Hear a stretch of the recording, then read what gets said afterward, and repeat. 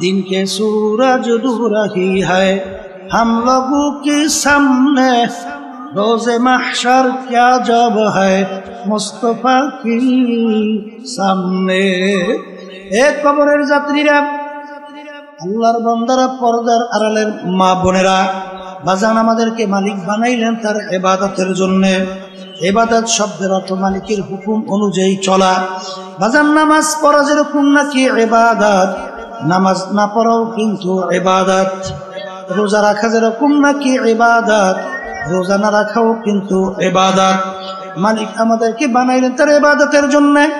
অনেকে প্রশ্ন করতে পারেন, হুজুর তাহলে অন্যান্য মাখলুকাত গুলো আমার মাওলা কেন বানাইলেন? আমার মালিক কুরআনুল কারীমের ভিতরে বলেন, ওয়া খুলিকা লাকুম মা ফিল আরদি জামিআ, অন্যান্য মাখলুকাত গুলো আমি বানাইলাম তোমাদের জন্য। পশুদের ভিতরে কোনো ভালো চরিত্র ছিল না, কিন্তু মানুষের ভিতরে থাকার পরেও যে পশুর চরিত্র অবলম্বন করবে ওই মানুষটা পশুর চেয়েও খারাপ। আল্লাহ বলছেন, কথা মেলে তো? আস্তে কর। এখন আমার বাজানদেরকে বলবো, ফেরেশতার চরিত্র অবলম্বন করিয়া দুনিয়ার থেকে উত্তম মাখলুকাতের ভিতরে শ্রেষ্ঠ হইয়া মালিকের দরবার হাজিরা দিতে চান কি রেখে হাঁটু দেন? কেউ বাদাছে না কেউ? দেখেন তো আশেপাশে তাকাইয়ে তাকাই, আল্লাহ আপনি কবুল করে নেন। আল্লাহুম্মা আমিন, হাত নামান, আল্লাহ আপনি কবুল করে নেন। এখন বাজানদেরকে ইঙ্গিত কিন্তু আগে দিয়ে আসছিলেন। দাওরা হাদিস, মুফতি, এই বড় মুফাসসির, MA pass, master degree pass করতে হলে কষ্ট করা লাগবে না? এখন আসতে কয় ভাই, কষ্ট করা লাগবে না? তাই পশুর চরিত্রকে বাদ দিয়ে ফেরেশতার চরিত্র অবলম্বন করতে কষ্টের শেষ নয়। কষ্ট করা লাগবে। বলে হুজুর তা কেমন? আবার যুবক বাজান, যুবকরা মেয়েদের সঙ্গে আড্ডা মারতে কি মজা, বুঝাইয়া শেষ আছে কোনো? আবার মেয়েরা ছেলেদের সঙ্গে আড্ডা, মজার কোনো শেষ আছে? আসতে পারে? হ্যাঁ, এখন এই মেয়েদের সঙ্গে আড্ডা মারা আল্লাহ পছন্দ করে না, আল্লাহ নিষেধ করছে। যাদের সঙ্গে দেখা দেওয়া যায় নিষেধ করছে না কি করছে? সবাই বলেন একটু নিষেধ করছে না? এই যুবক বয়স এর থেকে ফিরে কষ্ট করা লাগছে। যেই কষ্ট করতে পারবে সেই ফেরেশতার চরিত্র অবলম্বন করতে পারবে। এই আপনি বড় অফিসার, আপনার নিচের চাকরিজীবী, ও তো কুত্তার চেয়েও খারাপ হওয়ার জন্য চিন্তা নেই, ও দু পাই দেখুন ভাই আসতে পাইবে, যা পাইবে এর মধ্যে চালা দেবে। এখন আপনি তো বড় অফিসার, আপনি তো ফেরেশতার চরিত্র অবলম্বন করতে চান। আল্লাহ কাছে ওয়ালাকাদ কাররামনা বানি আদম, সর্বশ্রেষ্ঠ সম্মানিত হয়ে উঠতে চান। এখন ওই অবস্থায় আপনি ঘুষ থেকে ফেরা, সুদ থেকে ফেরা, বিভিন্ন সুযোগে টাকা অর্জন করা বড় বড় অফিসের জন্য সহজ না। নিচের চাকরিজীবী হেতু আল্লাহর ভয় নাই, কুত্তার চরিত্র অবলম্বন করিয়া ও তো টাকা পয়সা ঘুষ খাইয়া, সুদ খাইয়া, বোকাবাজি করিয়া, হাইরে আইকাই রাইখা, সিগনেচার না দিয়া এইবার তো টাকার বহর বাঁধছে। এত টাকা দেওয়া লাগবে, নাহলে ভাই চলবে না। এই কই উঠে টাকা গুছাইয়া এখন বিল্ডিং তো একটা পর একটা, গাড়ির অভাব নেই। বাজারে যে বড় মাছের গালির ভিতরে আঙ্গুল দিয়ে এই মাছটা লই আটকে যায়। ওদিকে বড় অফিসের চাকরি শুরু, ঠিক মতো সংসার চালাইতেও কষ্ট। স্ত্রী পর্যন্ত টিটকেরি মারে, তুমি কেমন বেটা, তুমি বলে একজন বড় অফিসার, তোমার নিচের চাকরিজীবী কত সাংসদ, আর তুমি যে একেবারে এরকম চলতেই সংসার করছো। এই অবস্থায় পশুর চরিত্র বাদ দিয়ে ফেরেশতার চরিত্র অবলম্বন করতে কষ্ট লাগে না? আর একটু আসতে কর, আর একটু আসতে কর, আমি আসতে পারে একটু জোরে কর। এখন যার আসতে কি জোরে কর লাগে? তাহলে আমার বাজানদেরকে বলো, পর্দা আলের মা-বোনদেরকে বলবো, এই বর্তমানে বাংলাদেশ ভালো করে বুঝি, ক্ষমতা সম্পন্ন দলের সঙ্গে জড়াই এর পাওয়ার কত, হাঁটে কেমনে, বুঝেন না? এই বিভিন্ন কায়দায় কায়দায় শোনেন নাই যে একটা ছাত্র সংগঠনের সেক্রেটারি সভাপতি ফরিদপুর 2000 কোটি টাকা বাংলাদেশ থেকে পাচার কইরা বিদেশে পাঠাইছে। ওর বাপের 14 কোটি টাকা, বাপের টাকা আমাদের বাংলাদেশের গরিব কষ্ট অর্জিত মেহনতি মানুষের অর্জনকৃত টাকা, সেই টাকা ক্ষমতায় থেকে মাতুব্বরি পাওয়া যায়, সবাই সম্মান করে, নকশ বলে না। আবার টাকার কোনো অভাব না, ওদিকে আবার বিভিন্ন কায়দায় কায়দা ধারণ বহল, এই যা বাদ দিয়ে এরপরে আল্লাহ আল্লাহ রাসূলের নীতি আদর্শ মালিক বলছেন ইন্নাদ-দীনা ইনদাল্লাহিল ইসলাম, আমার কাছে একমাত্র নীতি আদর্শ বলতে ইসলাম ছাড়া অন্য কোন নীতি আদর্শ গ্রহণযোগ্য না। আমি বলছি না, আল্লাহ বলছেন। এই অবস্থায় কেউ যদি থাকে সমাজের ভিতরে ঠিক মানে মোল্লা আসতে পারে, আবার আর একটু বাইরা বলেন হুজুর এই দেশটারে খাইল, আবার একটু বাইরা বলে হুজুর হুজুর এই দেশটা উন্নতি হয় না, ঠিক কিনা? আমার আব্বাজান বলতেন ও কপাল পোড়ারা, হুজুরের দেশটা কেমনে খাইল, প্রেসিডেন্ট থেকে শুরু করে এলাকার চৌকিদার পর্যন্ত কোথায় কোনো দায়িত্ব হুজুরের আছে? তাহলে প্রেসিডেন্ট থেকে শুরু করে এলাকার চৌকিদার পর্যন্ত কোন জায়গায় কোনো দায়িত্ব হুজুরের নাই, দেশ চালাইলো খাজুরের। আসতে কথা, দেশ চালাইলো কারা? আর দেশ বলে খায় হুজুরের। কত বড় একটা জুলুমের কথা। দেশ যে কারা খাইছে তা তো আমরা পেপার পত্রিকা খুললেই মিডিয়ার ভিতরে শুনি। বাংলাদেশ থেকে বিভিন্ন কায়দায় কায়দায় টাকা পাচার কইরা ইটালির মতো জায়গায় বেগম পাড়া তৈরি হয়। ও কানাডা না, কানাডার মধ্যে এই বেগম পাড়া তৈরি করছে টাকা পাচার করিয়া বাংলাদেশে। এরপরে সুইস ব্যাংক, কয়েকদিন আগে শোনেন নাই জরিপ? আমি কই না, তাম দুনিয়া ছড়াই গেছে। তাম দুনিয়ার বিচারে টাকা রাখার ব্যাপারে গত বছর 1 বছরের জরিপ বাংলাদেশ সেকেন্ড না জানি ফার্স্ট হয়েছে তাম দুনিয়ার মধ্যে, ঠিক না? এই যে আমার বাজানদেরকে হলো তাহলে মাধ্যম দেখে বলবে এই যে কারবারে দিয়ে বললাম দেশ আমরা খাইলাম না, হুজুররা খাইছে না খাজুররা? হ্যাঁ, তাহলে দেশ হুজুররাও চালায় না, দেশ হুজুররা খায়। দেশ চালাইছে খাজুররা, দেশ খাইছেও খাজুররা। তাই হুজুরকে দেখতে পারে না কেন?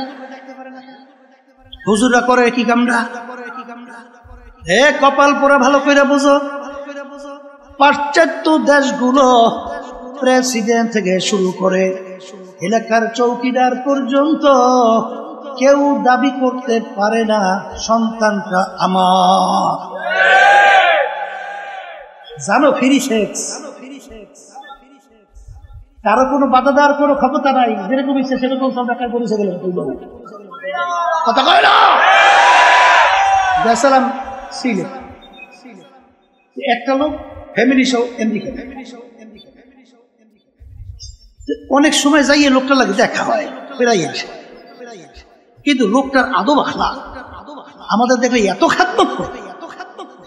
আমি একদিন জিজ্ঞেস করি আপনি ছেলের মানুষ মেয়ে কয়জন? হুজুর ছেলের 2জন, মেয়ে 2টা না জানি কয়টা বেশি স্মরণ। আমি বলি ছেলেরা কোথায়? বলে হুজুর বলতে পারি। আমি বলে মানি বলতে পারেন না মানি? বলে হুজুর আমেরিকা সহ এর নিয়ম হলো ছেলে মেয়ে বড় হওয়ার পরে যেরকম ইচ্ছা তার দিকে সে চলে যায়, বাপ মা বাধা দেওয়ার কোনো শক্তি নাই। যদি কেউ বাধা দেয় তার বিরুদ্ধে আইনের ব্যবস্থা দিয়ে জেলে ভিতরে হয়ে যায়। আপনাকে গরুর বাচ্চা হয় না? কথা কয় না, হয় না? কোষাগার একটু বড় হয়, উপযুক্ত হয়, মা ওর পরিচয় দেয়, মাল লাগার খবর আছে। ওজায় একদিকে মাজায়, বাপ যায় আর একদিকে ওজায়, কর না খা। ঠিক হুবাহু যখন বড় হয় তখন এরাও বাপ মার পরিচয় দেয়, যেরকম ইচ্ছে সেরকম সে চলবে, একের হুবাহু পশুদের মতো। এ বাংলাদেশের মুসলমান, এই দেশের ভিতরে আমার মাওলার কত দয়া, কত মায়া। এই দেশের ভিতরে বাংলাদেশের রাজধানী ঢাকাকে বলা হয় মসজিদের নগরী। ওকে আসতে কথা, বাংলাদেশের রাস্তার বলতে গেলে মোড়ে মোড়ে মসজিদ, আজানের শব্দ। এই দেশের ভিতরে আজানের শব্দে বাচ্চাদের ঘুম ভেঙে যায়, আজানের শব্দে মায়ের কোলে বাচ্চারা ঘরে ফিরে যায়। এই দেশের মধ্যে ওই বিদেশি ওই কালচার বাস্তবায়ন হবে, রাস্তাঘাটে গরু ছাগলের মতো আচরণ হবে। এইটা বাস্তবায়নের জন্য বিভিন্ন প্রক্রিয়ায় শুরু করছে কার্যক্রম। এইটা হুজুরেরা, ওলামায়ে কেরাম যারা মানুষ তারা বাধা দেয়, এইটা ওরা সহ্য করতে পারে না। এর জন্যই বলা হয় হুজুররা এই দশটা খাইল, দেশটা হুজুরা চালায় না, খাইলো কেমন নেই? হুজুরা কোন জায়গাতে দেশ খাইছে? দেশ খাইছে তো ওই জায়গা, বুঝেন নাই? এ বাংলাদেশের মুসলমান, আমাদের ইমান থাকতে, হুশ থাকতে, রূহ থাকতে, জীবন থাকতে এই বিদেশি কালচার এই বাংলাদেশের ভিতরে যারও সন্তান ঘরে ঘরে রাস্তায় রাস্তায় প্রোডাক্ট হবে, বাচ্চা জন্মগ্রহণ করবে, এটা কি আমাদের জীবন থাকতে, হুশ থাকতে হতে দেব? নারায়ে তাকবীর। আল্লাহ আপনি কবুল করুন। এই যে আমার বাজানদারকে বলো এ বাংলাদেশের মানুষ, যেই কথা বলতে চাইছিল, এখন ফেরেশতার চরিত্র অবলম্বন করতে কষ্ট করা লাগবে। আল্লাহ আপনি কবুল করেন। কষ্ট না করলে ভালো ফল পাওয়া যাবে। শুয়ে শুয়ে পেট জ্বলতে জ্বলতে নাকে তোল দিয়ে নাকটাই না ঘুমাইলে দাওরা হাদিস, মুফতি, মাস্টার ডিগ্রি, সার্টিফিকেট তোমার পকেটে কষ্ট করে অর্জন করা লাগবে, ঠিক কিনা? এই জন্য আমার বাজানদেরকে বলবো কেমনে কষ্ট করা লাগবে। আমার মালিক বলে, তোমাদেরকে আমি দুনিয়ার ভিতরে পাঠাইছি, পাঠানোর পরে তোমাদেরকে আমি স্বাধীনতা দান করলাম। তোমাদেরকে আমি স্বাধীনতা দান করলাম কেন? লিয়াবলুয়াকুম আইয়ুকুম আহসানু আমালা, পরীক্ষা করব। পরীক্ষার ফলের ভিতরে স্বাধীনতা পাইয়া কে জোয়ারের দিকে নৌকা ছাড়ছ, আর কে পরীক্ষার ফলের ভিতরে কষ্ট কইরা প্রশ্নের উত্তর দাও। অর্থাৎ কে আমার হুকুম অনুযায়ী ভালো কাজ করো, আর কে আমার হুকুমের বিরুদ্ধাচরণ করো। স্বাধীনতা না দিলে তো আর পরীক্ষা হয় না। হয় কথা আছে, স্বাধীনতা না পেলে ওর ভিতরে কি আছে বুঝো, আর বললে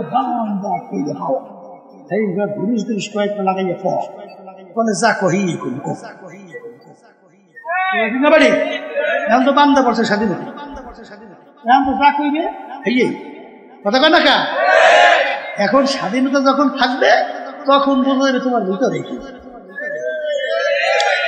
আমার মালিক তোমাকে আমাকে স্বাধীনতা দিয়া পরীক্ষা হলের ভিতরে ছাড়িয়ে দিচ্ছে।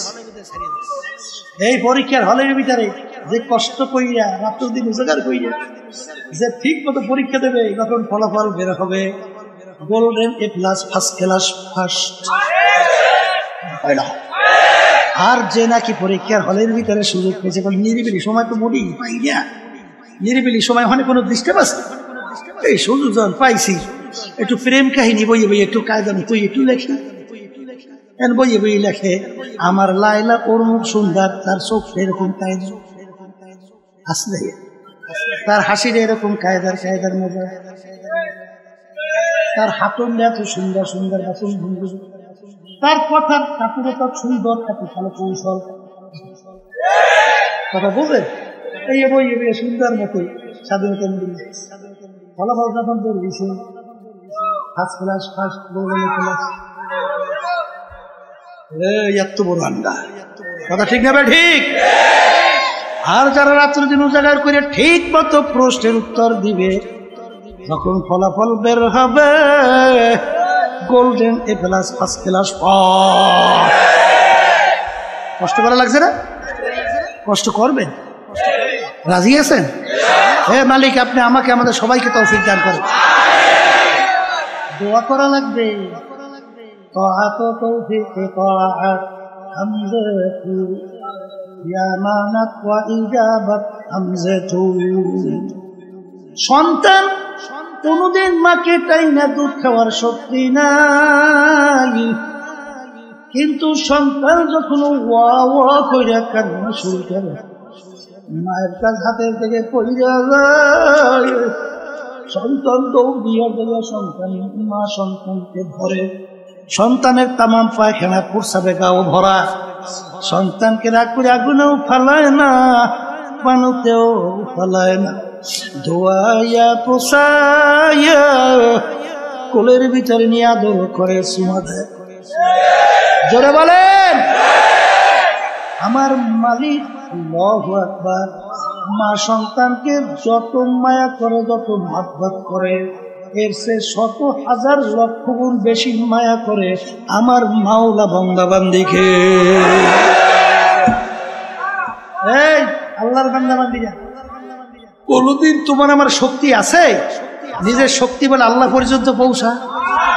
আর একটু আসতে আছে, কিন্তু হাদিসে কুদসির ভিতরে আসছে, মান আতানি ইয়ামশি আতাইতুহু হারওয়ালা।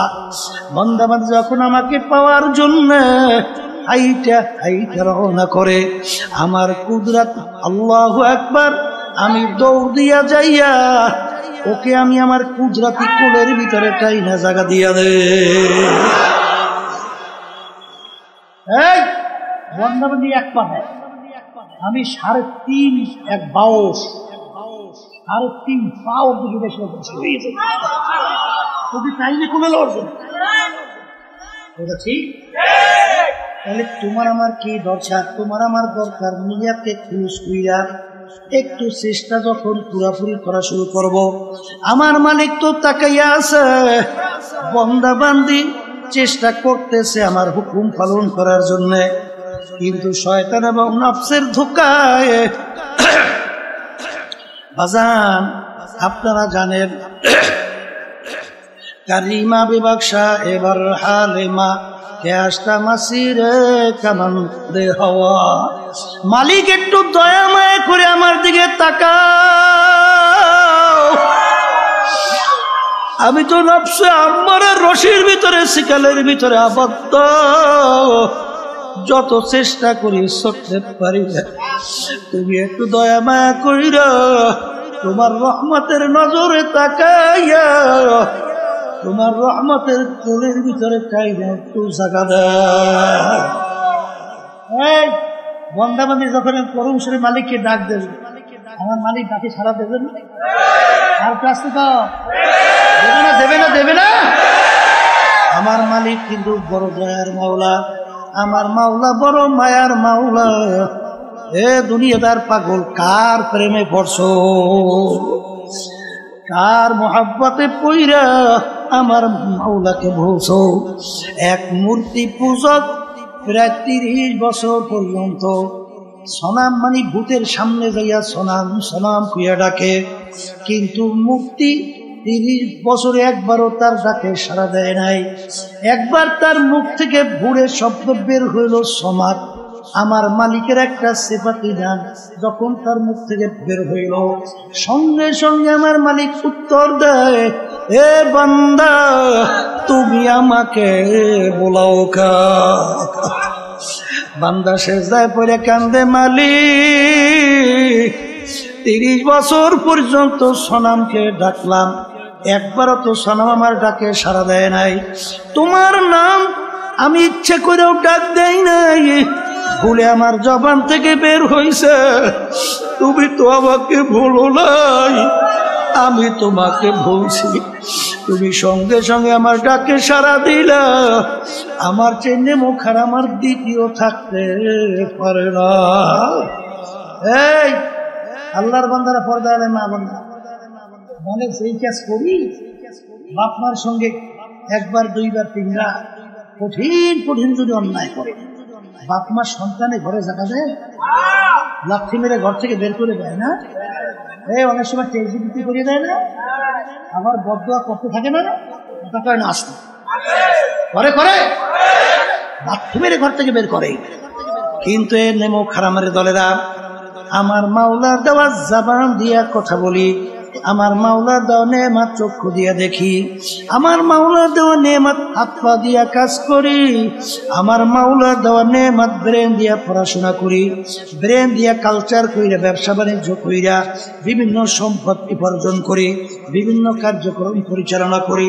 এই ব্রেন নেয়ামত কে দান করলো? সবাই মুখ খুলে কইছো আল্লাহ। সবাই মুখ খুলে বলো আল্লাহ। নেয়ামত কে দান করছে? হ্যাঁ, আল্লাহু আকবার, আল্লাহু আকবার। এই আল্লাহর বান্দারা, কবরের যাত্রীরা, বাজান একদিনও কি চিন্তা করছো? অনেক সময় অনেক অন্ধ মানুষ তোমার আমার সামনে এসে হাত পাতে পাত, হ্যাঁ, অনেক সময় আফসোস করে বলে, হুজুর মালিক আমাকে দুইটা চক্ষু দেয় নাই, আমি তামাম দুনিয়া দেখি অন্ধকার, আপনাকে মালিক দুইটা চক্ষু দান করছে, তামাম দুনিয়া কত সুন্দর ভাবে দেখেন। হুজুর পয়সা দেবেন, চাউল কিনবো, ভাত পাক কইরা খাবো। বাজার এই কথা শুনলে চোখে পানি রাখা যায় না। এক নেমুখারামের দলেরা আমার মালিক ইচ্ছা করলে তোমাকে আমাকে অন্ধ কইরা দুনিয়ায় বানাইতে পাঠাইতে পারতো কি পারতো না? কি আসতে কয় দেখি পারতো না? কারণ দুনিয়া তোর মূল্য ছিল কি?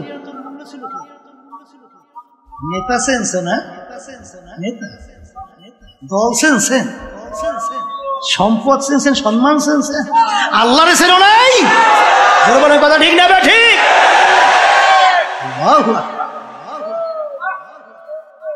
এক কবরের যাত্রীরা সইমা রাখো, আজকে দল চেঞ্জ, দলের নেতা নেত্রী চেঞ্জ। আমি কুরআনুল কারীমের ভিতরে মালিক কি বলছেন শুনে রেখা যায়, মানবেন কিনা জানি না। আমার মালিক বলতেছেন কুরআনুল কারীমের মধ্যে, ইয়াউমা নাদউ কুল্লা উনাসিন বিইমামিহিম, কিয়ামতের ময়দানে আমার মালিক প্রত্যেকটা মানুষকে তার দলের নেতা নেত্রীর সঙ্গে ডাকবে। এখানে কি প্রত্যেকটা মানুষ না দুই একজন? কতটুকু খুলে পড়, হ্যাঁ, এখানে প্রত্যেকটা মানুষকে রব্বুল আলামিন তার দলের নেতা নেত্রীর সঙ্গে ডাকবে। আমি বলছি না আল্লাহ। আর যদি ভুল হয় বলেন হুজুর আপনি আয়াত করছেন, অর্থ করছেন ভুল, নাউজুবিল্লাহ, ভুল না? তা যদি ভুল না হয় তা আল্লাহর কথা। আচ্ছা, তাহলে প্রত্যেকটা লোককে তার দলের নেতা নেত্রীর সঙ্গে ডাকবে। ডাইকে রব্বুল আলামিন বলবেন, তোর দলের নেতা নেত্রী যেদিকে যায় ওদের পিছনে পিছনে সেদিকে যা। এক কথায় আমার মালিক বলেন, তোর নেতা নেত্রীর যেখানে জায়গা তোরও সেখানে জায়গা। আমি বলছি না আল্লাহ। বর্তমানে বড় বিপদ আছে, বুঝলেন না? বাংলাদেশের বয়স প্রায় 51 বছর হয়ে গেছে স্বাধীনতার। কত বছর?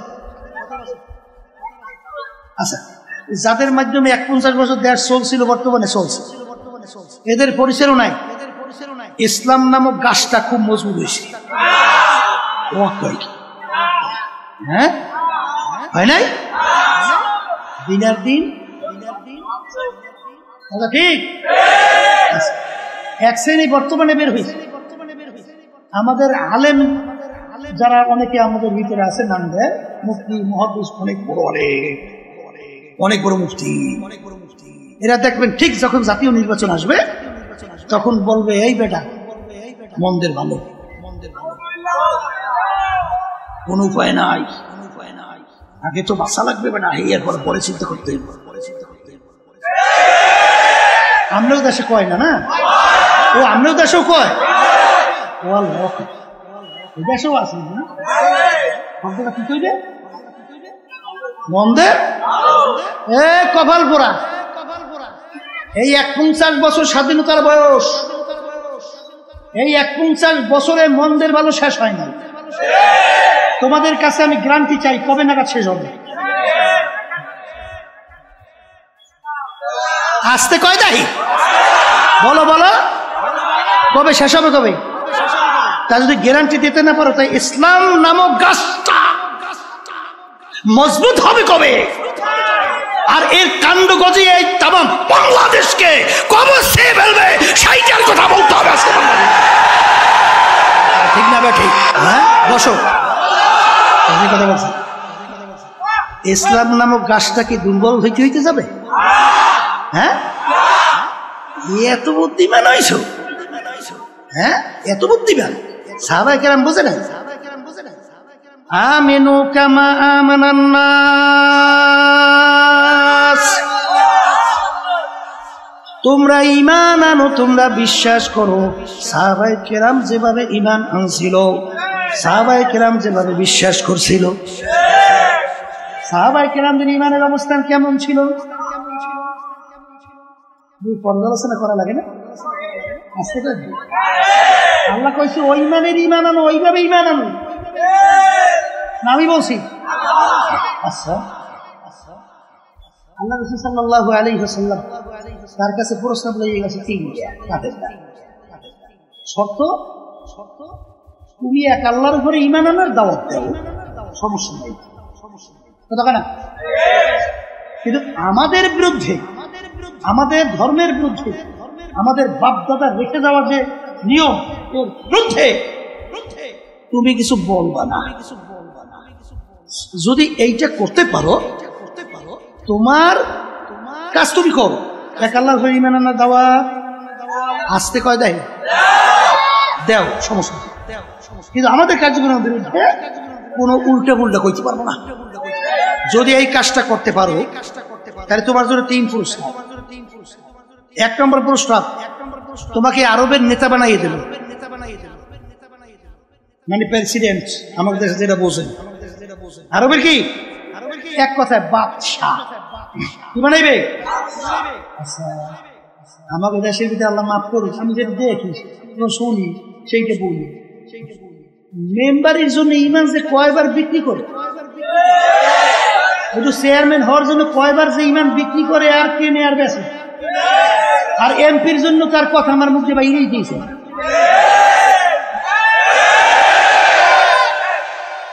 এই আল্লাহর বান্দারা, বর্তমানে শুনছি জাতীয় নির্বাচনের সময় বলে 1000 টাকা দিলেই বলে আবার ঈমান বিক্রি করে বিভিন্ন কাজ বিক্রি করে,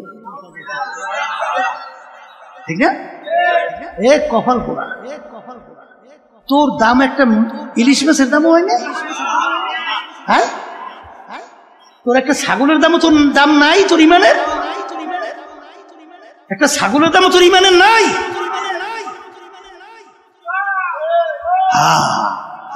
আমিনু কামা আমানান নাস, ঈমান আনো সাহাবায়ে কেরাম যেভাবে ঈমান আনছিল। 1 নম্বর বাদশা বানাই দেবে। 2 আরবের ভিতরে সবচেয়ে বড় ধনী বানাই দেবো, বুঝলেন নাই? এই টাকা পয়সার জন্য, সম্পদের জন্য কতবার ঈমান বেচে আর কেনে আর তামসা করে না। 3 নম্বর প্রস্তাব, আরবিদের সবচেয়ে সুন্দরী মেয়েটা তোমার জন্য বিবাহের ব্যবস্থা করবে। এই জন্য তো সব পাবে, আসতে পারে। যতদিন সব পাল্লাপাল্লি মারামারি কাটাকাটি, এই খুব খারাপি গুম সবাই এই জন্য অন্য কিছু, এই 3টার জন্য। হ্যাঁ আল্লাহ রাসূল সাল্লাল্লাহু আলাইহি ওয়াসাল্লাম ওদের এই প্রস্তাব মানছে না? হ্যাঁ আল্লাহ রাসূল সাল্লাল্লাহু আলাইহি ওয়াসাল্লাম বলেন, হে কাফেরেরা, আরবের রাজা বানাবি আর ধরিবে না সুন্দরী মেয়ে বিবাহের ব্যবস্থা করবে। শোন, যদি আকাশের দিকে চাঁদ দেখো না, চাঁদ ওইটা যদি আমার এক হাতে আর এক হাতে সূর্য নামাইয়ে দেয়, অসম্ভব। তারপর আমি এক আল্লাহর পরে ইমান আনার দাওয়াত এবং তোদের অন্যায় পক্ষে আমি বলতেই থাকবো। আর বর্তমানে একদল বেরিয়েছে, আল্লাহ মাফ করুক, আমরা অনেকে হুজুর দাবি করিয়া ফাসেকদের এমন ভাবে প্রশংসা শুরু করে মনে হয় যেন আল্লাহর ওলি এখন মাত্র আসমান থেকে নাজিল হয়েছে।